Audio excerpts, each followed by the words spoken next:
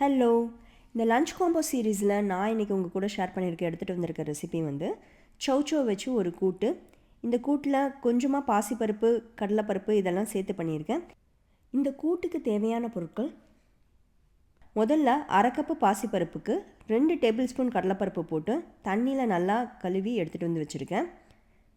இதில் வந்து ஒரு 4 பல்லு தேங்காய், 6 பல்லு பூண்டு, கொஞ்சமாக உப்பு, மஞ்சள் தூள், பெருங்காயம், தாளிக்கிறதுக்கு கடுகு, சீரகம், உளுந்தப்பருப்பு, ஒரு காஞ்ச மிளகாய் எடுத்துருக்கேன்.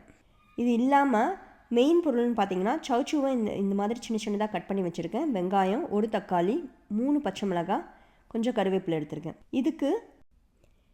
இதுக்கு ஒரு தேங்காய் விழுது அரைக்கணும். அதுக்கு மிக்சியில் நான் எடுத்து வச்சுருந்த தேங்காய், 6 பல்லு பூண்டில் 3 பல்லு பூண்டை வந்து இதில் ஆட் பண்ணிக்கிறேன். அரை டீஸ்பூன் வந்து சீரகம் ஆட் பண்ணியிருக்கேன். 3 பச்சை மிளகாயில் ஒரு பச்சை மிளகாயை வந்து இது கூட ஆட் பண்ணிக்கிறேன்.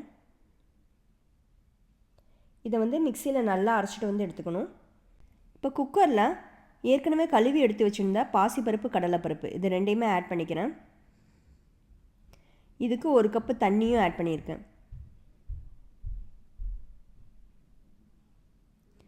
இப்போ நான் கட் பண்ணி வச்சுருந்த சௌச்சோ, தக்காளி, வெங்காயம் எல்லாமே வந்து குக்கர்லேயே போட்டுக்கிறேன். இது வந்து ஒரு 1 பாட் ரெசிபி மாதிரி தான்.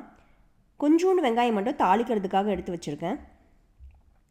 2 பச்சை மிளகா,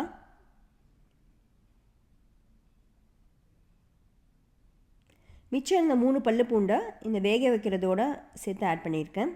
உப்பு இது தேவையான அளவு ஆட் பண்ணியிருக்கேன். மஞ்சத்தூள்,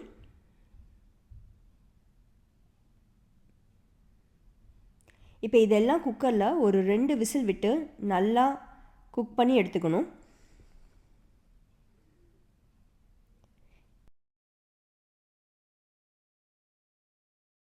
இப்போ 2 விசில் வந்துருச்சு. இப்போ நான் குக்கரை ஓப்பன் பண்ணி பார்க்குறேன். இப்போ பார்த்தீங்கன்னா சௌச்சோ, வெங்காயம், தக்காளி எல்லாமே நல்லா வெந்திருக்கும். இதில் கடலைப்பருப்பு பார்த்திங்கன்னா முழுசாக இருக்கும். அது வந்து கொஞ்சம் சாப்பிட்றதுக்கு நல்லாயிருக்கும். பாசிப்பருப்பு வந்து நல்லா மசிஞ்சு வந்திருக்கும்.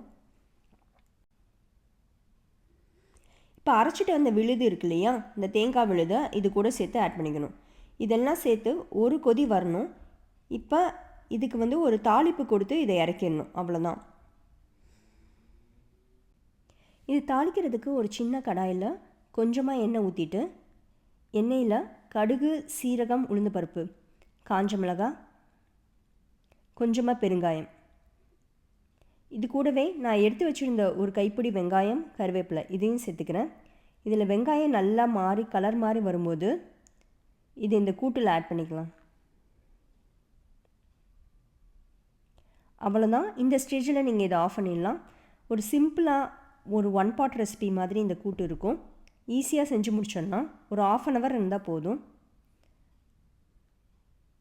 நான் வந்து இந்த கூட்டுக்கு ஒரு உருளைக்கிழங்கு பொரியலை வச்சு சர்வ் பண்ணியிருக்கேன்.